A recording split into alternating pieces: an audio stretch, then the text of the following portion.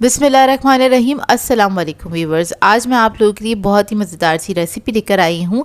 Chicken tandoori nuggets सिखाने जा रही हूँ जिसको बनाना बेहद आसान है और मैं आपको बहुत आसान तरीके से बनाना बताऊँगी। बहुत कम वक्त में आप इसको बना के तैयार करके रख सकते हैं। पूरे 1 मंथ के लिए, पूरे 1 महीने के लिए इसको रख के इंजॉय कर सकते हैं। और एक बार आप लोग के घर में नगेट्स बना लेंगे तो बाहर के नगेट्स ख़रीद ना भूल जाएंगे। जो कंपनीज़ के मिलते हैं उनसे बहुत बेहतर बन के ये तैयार होते हैं और होममेड इज़ द बेस्ट। तो घर में ही बनाया करें इस तरह की चीज़ें जो कि बहुत अच्छी बनती हैं और हेल्दी भी होती हैं। तो इस वीडियो को लास्ट तक ज़रूर देखिएगा। अगर आप मेरे चैनल पर नए हैं तो मेरे चैनल को सब्सक्राइब करें, साथ साथ ऑल नोटिफिकेशन को क्लिक करें। इससे आने वाली मेरी हर नई वीडियो की नोटिफिकेशन आपको सबसे पहले मिलेगी। वीडियो अच्छी लगे तो लाइक एंड शेयर करना ना भूलें। तो चलिए ये वीडियो स्टार्ट करते हैं। तो यहाँ पर मैंने लिया है आधा किलो के बराबर चिकन, बोनलेस चिकन है ये। ब्रेस्ट पीस ले लिए थे 2 अदद मैंने। अब इसमें ऐड कर देंगे 3 अदद स्लाइस ब्रेड के मीडियम साइज़ के। चॉपर में ऐड कर दिया है इन सब चीज़ों को मैंने। बस तोड़ के आपने इसी तरह से रफली सा तोड़िएगा और ऐड कर दीजिएगा। 1 अदद अंडा ऐड करेंगे।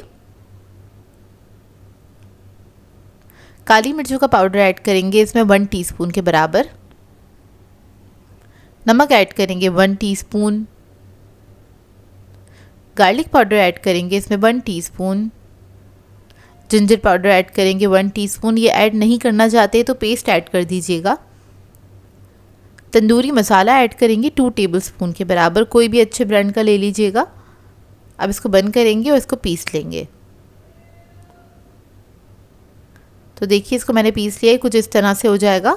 थोड़ा स्टेबल रहेगा ये जो मिक्सचर है, इसका स्टेबल रहेगा तो आपको इसको फ्रिज में नहीं रखना पड़ेगा सेट करने के लिए।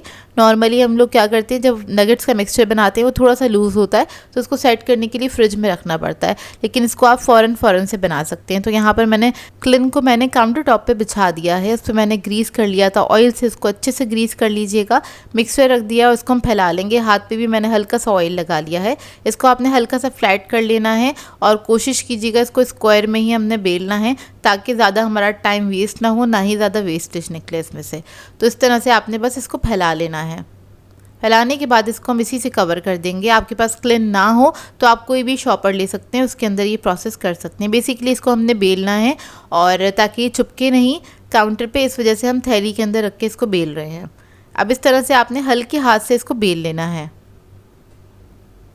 तकरीबन आधा इंच मोटा रखेंगे इसको।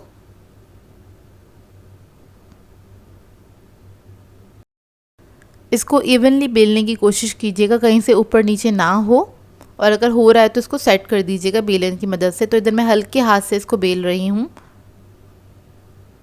ना बहुत ज़्यादा पतला रखना है, ना ही बहुत ज़्यादा मोटा रखना है। तो इसको मैंने बेल लिया है।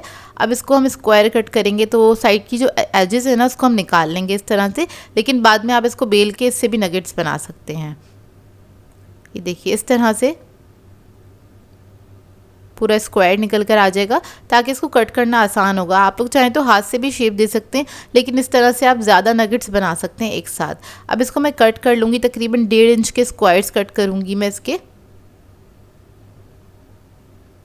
और ये घर में बनाते हैं हम तो बहुत बड़ी साइज़ के बन के तैयार होते हैं, छोटे छोटे से नहीं बनते हैं ये।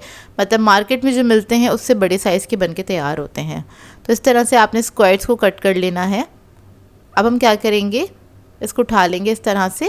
और ये देखिए कितना पतला है ये, ना बहुत ज़्यादा पतला है ना ही बहुत ज़्यादा मोटा है। स्क्वायर्स को आपने इस तरह से सेट कर लेना है उठा के। अब इसकी कोटिंग के लिए हमें चाहिए होगा मैदा। तो यहाँ पर हम स्लरी बना लेंगे, तो इसके अंदर ऐड करेंगे 1/2 टीस्पून नमक, 1/2 टीस्पून हम ऐड करेंगे ब्लैक पेपर पाउडर, काली मिर्चों का पाउडर है ये। इसको मिक्स कर लेंगे। इसके अंदर हम 2 अदद अंडे ऐड कर देंगे।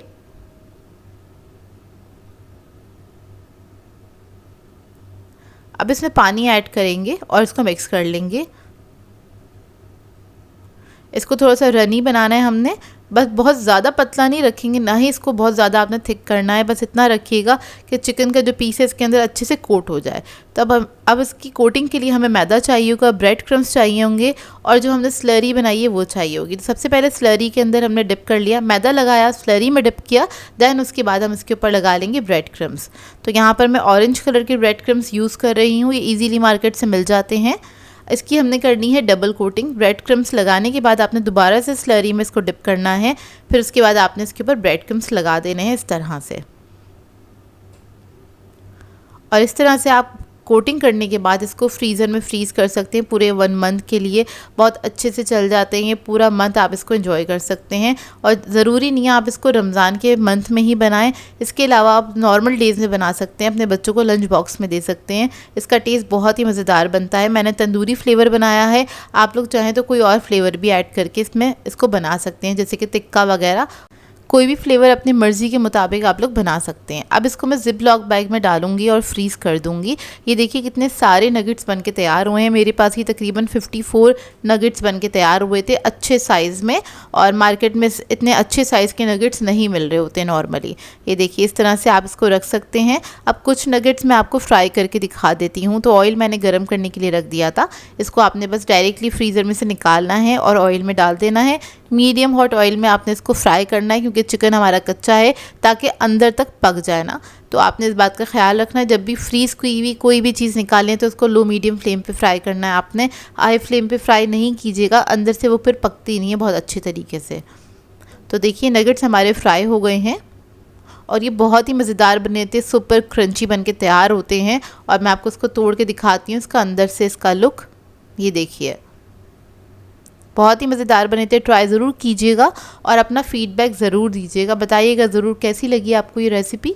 सो व्यूअर्स, अगर आप लोगों को मेरी रेसिपीज़ अच्छी लगती हैं तो मेरे चैनल को सब्सक्राइब करें, लाइक करें, कमेंट ज़रूर किया करें, शेयर भी ज़रूर किया करें अपने फ्रेंड्स के साथ, फैमिली के साथ। तो मुझे अपनी दुआओं में याद रखिएगा। अल्लाह हाफ़िज़।